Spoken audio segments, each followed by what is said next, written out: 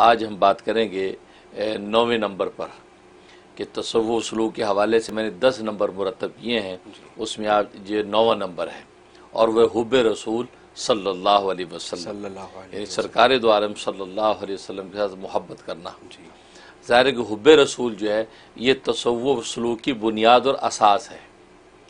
اگر حب رسول جو ہے بنیادوں میں نہیں ہے اور اس بنیاد اور فاؤنڈیشن کے اوپر یہ تصوف سلوک اگر قائم نہیں ہے، اس کا مطلب ہے کہ وہ تصوف سلوک کھوکھلا ہے اور اس کا ایمان اور محبت سے کوئی تعلق نہیں ہے۔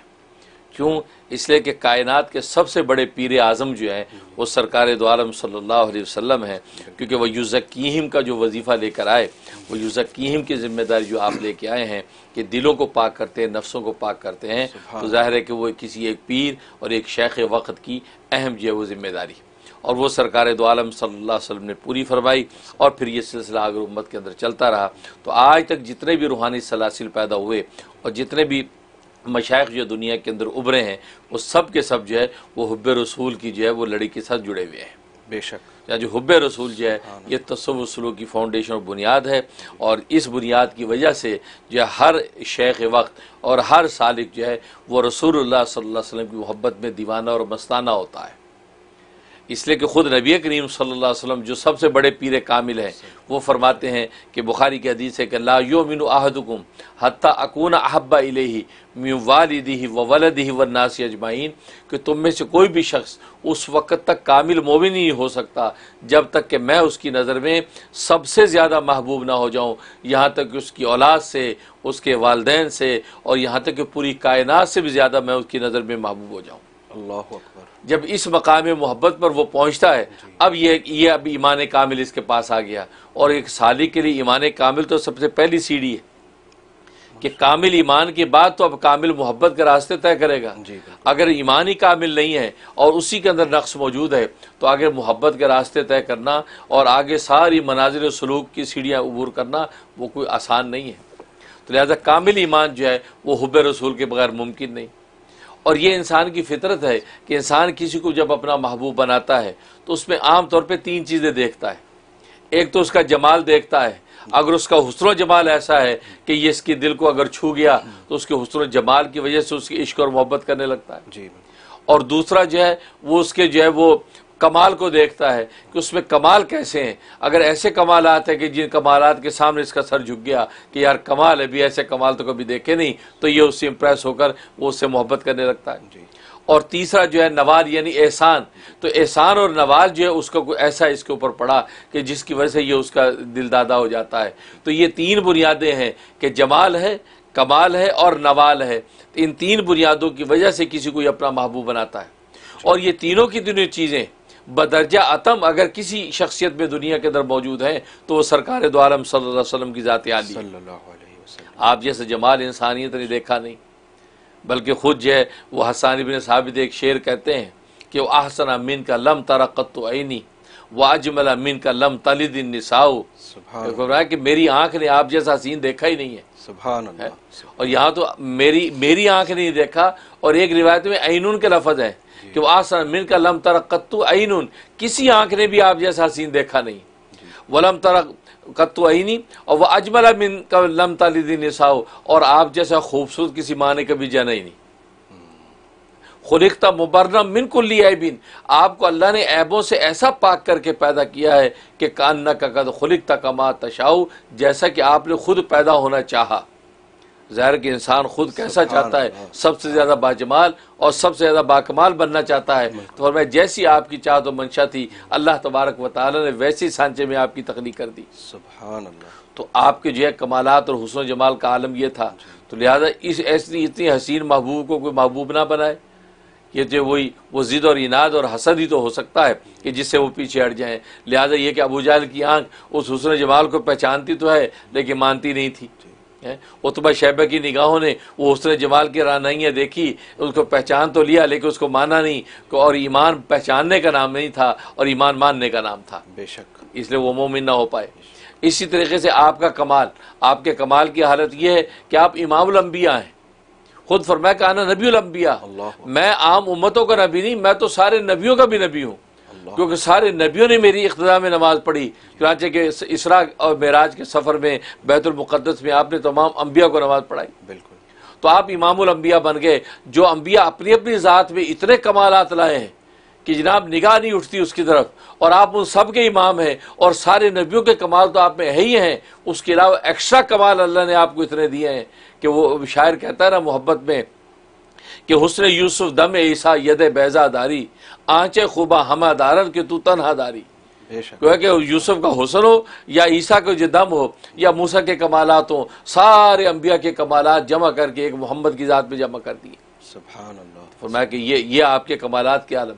پھر آپ کا نوال، آپ کا احسان پوری انسانیت پر یہ ہے کہ آپ خود فرماتے ہیں کہ انا معلم، اب میں معلم بن کے آیا ہوں، میں معلم بن کے، اخلاق کا بھی معلم، علم کا بھی معلم، اور ایسا معلم انسانیت بن کے آیا ہوں کہ گویا کہ انبیاء نے بھی آپ ہی کے علم سے حصہ پایا، اللہ اکبر. آپ ہی کے علم سے حصہ پایا. اس لیے حدیث میں آتا ہے کہ جب اللہ تبارک و تعالی نے عالم ارواح کے اندر روحوں کو جمع کیا تھا اور پہلا سوال کیا تھا کہ کہا تھا کہ سوال کیا تھا اللہ تبارک و تعالیٰ نے الیس بربکم، کیا میں تمہارا رب نہیں ہوں، الست بربکم، میں تمہارا رب نہیں ہوں، یہ سوال کیا تھا. تو ساری روحیں ایک دوسرے کا منہ تکنے لگی، کسی کو جواب پتہ ہی نہیں کہ اللہ پوچھے کیا میں تمہارا رب نہیں ہوں، کیا جواب ہے. تو سب سے پہلے سرکار دو عالم صلی اللہ علیہ وسلم کی روح نے اس کا جواب دیا، بلا شبہ آپ ہی ہمارے رب ہیں. اللہ اکبر. جب آپ نے یہ جواب دیا تو آپ کا جواب جب انبیاء کی ارواح نے سنا ہے تو انبیاء نے پھر آپ کی اس جواب کو دہرایا، سب نے کہا بلا، یہاں تک کہ عالم ارواح کے اندر ایک شور مچ گیا، ایک واویلا ہو گیا، بلا بلا کے نعرے لگنے لگے، بلا شبہ آپ ہی ہمارے رب ہیں، بلا شبہ آپ ہی رب. تو گویا کہ وہ عالم ارواح میں ہی اللہ تبارک و تعالی نے معلم انسانیت ہونے کا شرف آپ کو عطا کر دیا کہ آپ نے جو جواب دیا اس جواب سے انبیاء نے جواب سیکھا. بے شک. تو یہ آپ کو یہ آپ کا نوال کہ ایسا احسان اور نوال آپ کائنات پر، پھر ایسی شریعت حقہ لے کے آئے اور ایسے کامل دین اسلام لے کے آئے کہ اب اس کامل دین کے بعد مزید کوئی گنجائش نہیں، اور ختم نبوت کا تاج پہن کر آئے کہ آپ نبوت کے سارے کمالات آپ کی ذات پر ختم ہو گئے. اب آپ کے بعد کوئی ایک بھی کمال ایسا باقی نہیں ہے کہ جس کمال کو دکھانے کے لیے کوئی نبی لانا پڑے. بے شک. لہذا آپ کو ختم نبوت کا تاج پہنا دیا. تو آپ کے جو ہے یہ کمالات ہیں، آپ کے یہ نوال ہیں، آپ کے یہ جو ہے گویا کہ جمال ہیں کہ جس کے نتیجے میں حق بنتا ہے، فطرت کا تقاضا ہے کہ محبوب اگر دنیا میں بنائے تو محمد مصطفیٰ کو محبوب بنائے. سبحان. اس کے علاوہ کسی اور کو محبوب بنانا یہ مومن کسی انسان کی حماقت ہو سکتی ہے، کسی انسان کی دانش مندی نہیں. ماشاء اللہ. حضرت آپ نے 3 حصے ذکر کیے، جمال، کمال اور نوال، نبی کریم صلی اللہ علیہ وسلم کی شخصیت کے. تو حضرت ہمیں کمال اور نوال تو ملا رسول پاک صلی اللہ علیہ وسلم کا، لیکن جمال تو ہم نہیں دیکھ سکے کیونکہ ہم وہاں موجود نہیں تھے، اور یہ شرف تو صحابہ کرام اجمعین کو ملا کہ آپ صحبت نشین بھی تھے سب حضرات اور صحبت یافتہ بھی تھے. تو حضور پاک صلی اللہ علیہ وسلم کی جو محبت ان کے دلوں میں موزن تھی اس کی تو کوئی مثال ہی نہیں ہے. اب آج کا انسان اگر وہ محبت لانا چاہے نبی کریم صلی اللہ علیہ وسلم کی دل میں تو وہ کیسے لائے گا؟ اس نے تو وہ جمال دیکھا ہی نہیں ہے. یہ اچھا نقطہ اٹھایا آپ نے. ایک مرتبہ سرکار دو عالم صلی اللہ علیہ وسلم نے صحابہ سے سوال کیا. اچھا. کہا کہ میرے صحابہ بتاؤ سب سے زیادہ عجیب ایمان کس کا ہے؟ اچھا. سب سے زیادہ عجیب ایمان کس کا ہے؟ تو صحابہ سوچنے لگے. انہوں نے کہا جی فرشتوں کا ہے سب سے زیادہ عجیب ایمان. تو حضرت صلی اللہ علیہ وسلم فرمایا کہ فرشتوں کا عجیب ایمان کیسے؟ وہ تو کھلی آنکھوں سے خدا کو دیکھتے ہیں، وہ تو اللہ کی کبریاء عظمت کے نظارے کرتے ہیں، عالم غیب میں چکر کاٹتے ہیں، ان کا ایمان اللہ پہ لانا وہ کون سا عجیب بات ہے؟ اچھا. تو اب صحابہ سوچنے لگے. کہا سب سے زیادہ عجیب ایمان انبیاء کا ہے. اب انبیاء کا عجیب ایمان کیا ہوگا؟ انبیاء ہر وقت اللہ تعالیٰ کی حضوری کے مقام میں ہیں، ہر وقت ملائکہ وحی ان کے پاس لے کے آتے ہیں، اور انبیاء جو ہے وہ ہر وقت اللہ تبارک و تعالیٰ کے ساتھ وحی کے ذریعے سے ہم کلام ہیں. تو وہ ان کا ایمان کیا عجیب ایمان ہوا؟ اب صحابہ سوچ میں پڑ گئے تو کہنے لگے کہ ہمارا ایمان سب سے زیادہ عجیب ہے. پھر اچھا. آپ نے فرمایا تمہارا ایمان عجیب کیوں؟ میں تو تمہارے اندر موجود ہوں، اس سے تم میرے حسن و جمال بھی دیکھتے ہو، میرے کمال بھی دیکھتے ہو، میرے معجزات کا بھی نظارہ کرتے ہو، اور پھر تم مجھ پر ایمان لا رہے ہو. تمہارا ایمان کیا عجیب ہے؟ اب صحابہ نے کہا یا رسول اللہ اللہ و رسول عالم، اللہ اللہ کے رسول ہی بہتر جانتے ہیں، آپ ہی ہمیں بتائیے کہ کس کا ایمان عجیب ہے. فرمایا کہ تمہارے بعد آنے والے ان لوگوں کا ایمان عجیب ہے جنہوں نے مجھے دیکھا نہیں، جنہوں نے مجھے سنا نہیں ہے، جنہوں نے مجھے محسوس نہیں کیا جیسے تم مجھے دیکھتے سنتے ہو، انہوں نے صرف تذکرہ ہی سنا ہے، اس تذکرے پر ہی وہ مجھ پر ایسا ایمان لے کے آ گئے اور مجھ پر عشق و مستی کی وہ جولانیاں دکھاتے ہیں کہ جو دنیا میں کوئی دکھاتا نہیں۔ سب سے زیادہ ایمان جو عجیب ان کا ہے کہ جو بغیر دیکھے مجھ پر ایسے فریفتہ ہو رہے ہیں کہ جو دیکھنے والے بھی ایسے نہ ہو پائے۔ سبحان اللہ، سبحان تو ہماری اس محبت و ایمان کو تو نبی نے اپنے وقت میں اتنا سراہا، اچھا، اتنا سراہا کہ وہ ہیں جو بعد میں آئیں گے، جو بغیر دیکھے مجھ پر قربان ہو رہے ہیں، بغیر دیکھے مجھ پر جانے دے رہے ہیں، بغیر دیکھے میری بات سن کر اور سنتوں کی اتباع کے اندر دنیا معاشرت کی سوسائٹیوں کو کاٹ کر میرے سنتوں کو زندہ کر رہے ہیں، اور ایک ایک سنت زندہ کر کے 100 شہیدوں کا ثواب پا رہے ہیں۔ کمال تو ان کا ہے۔ اللہ اکبر۔ اس لیے ہم لوگ جنہوں نے نہیں دیکھا، نہ دیکھ کر یہ کمال دکھایا، یہ ہے اصل کمال۔ اچھا، بلکہ ایک اللہ والے بڑی خوبصورت بات کہتے ہیں کہ انہوں نے اپنے مجمع میں سب مریدین سے پوچھا کہ یار یہ بتاؤ کہ کیا تمہاری یہ خواہش ہے کہ تم رسول اللہ صلی اللہ علیہ وسلم کے زمانے میں ہوتے؟ سب نے کہی جی حضرت بالکل، ہماری یہ تمنا ہے، ہم رسول اللہ کے زمانے میں ہوتے، ہم رسول اللہ کو دیکھتے، ان سے مصافحہ کرتے، ان کے ہاتھ چومتے، ان کے ساتھ بیٹھتے۔ فرمایا کہ میاں تم لوگوں کا بڑا حوصلہ ہے کہ جو تم یہ تمنا رکھتے ہو، میرا تو یہ حوصلہ نہیں ہے۔ کہ جی حضرت کیا مطلب؟ کا مطلب یہ ہے کہ تمہارا بڑا حوصلہ ہے کہ تم یہ کہتے ہو کہ ہم رسول اللہ کے زمانے میں ہوتے تو رسول اللہ کے ہاتھ ہی چومتے، ان پر ایمان لاتے، ان کے ماتھے چومتے ہیں، تو یہ تمہارا حوصلہ کہ تمہیں اپنے ایمان پر اتنا یقین اعتماد ہے۔ لیکن مجھے تو نہیں ہے بھائی، میں پتہ نہیں اس زمانے میں ہوتا، خدا نہ خواستہ میں ابو جہل کی پارٹی میں ہوتا، خدا نہ خواستہ طائف والوں کے ساتھ مل کر وہ پتھر مار رہا ہوتا، خدا نہ خواستہ عتبہ شیبہ کے ساتھ مل کر نبی کی گستاخی کر رہا ہوتا، کیونکہ اس وقت تو یہ سارے بادل چھٹے ہوئے نہیں تھے، وہ تو ٹیسٹ کا ٹائم تھا، اس وقت عاشق صادق بننا آسان کام نہیں تھا۔ میں تو ڈرتا ہوں کہ کہیں مجھ پر ختم اللہ علی قلوبہم کی مہر لگ جاتی، میں تو ڈرتا ہوں۔ اب میں نے نبی کے بارے میں جب سنا ہے، اب تو بادل سارے گمراہ کے چھٹ گئے، اب تو روشن آفتاب سامنے ہے، محمد کے کمال سامنے ہے، کوئی مائی کا لال اس کے مقابلے میں ہے نہیں۔ اب میں نے سمجھ لیا محمد سچا ہے، میں سچا ایمان لے کے آ گیا ہوں، اس لیے کہ اس وقت پتہ نہیں میں خطرے میں رہتا۔ جی بالکل۔ تو حقیقت یہ بعد والوں کی جو محبت و ایمان ہے اس کی تو نظیر ہی نہیں۔ جی جی۔ اور پھر دوسری بات یہ ہے کہ اللہ کے نبی نے خود فرما دیا کہ ختم نبوت کی وجہ سے نبوت کے 40 حصوں میں سے 45 حصے ختم ہو چکے ہیں، جی۔ ایک حصہ باقی ہے اور وہ سچے خوابوں کا حصہ، مبشرات۔ اچھا، گویا کہ ختم نبوت سے لم یبقى من النبوت الا المبشرات، مطلب نبوت میں کچھ باقی نہیں مگر ایک حصہ یعنی سچے خواب۔ تو سچے خوابوں کے ذریعے سے آ کے رسول اللہ کبھی کبھی اپنے جو ان ترسے ہوئے امتیوں کو ڈھارس دے دیتے، اپنا سراپا دکھا دیتے ہیں، ماشاءاللہ، اور ان کا دیدار کر کے اور جناب اپنی آنکھوں کو ٹھنڈا کر لیتے ہیں۔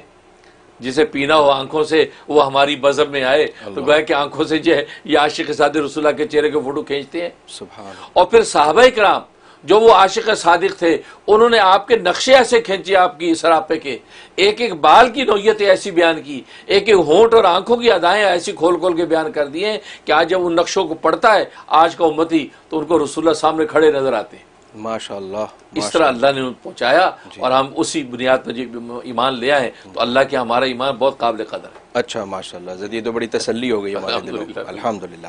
حضرت ہر انسان کی روح بھلے وہ کافر کی ہو یا مسلمان کی ہو، وہ نبی کریم صلی اللہ علیہ وسلم کی عظمت کو پہچانتی ہے، تو کیا بات ہے کہ یہ روح اپنے انسان کو اکساتی نہیں ہے نبی کریم صلی اللہ علیہ وسلم کی محبت کے لیے؟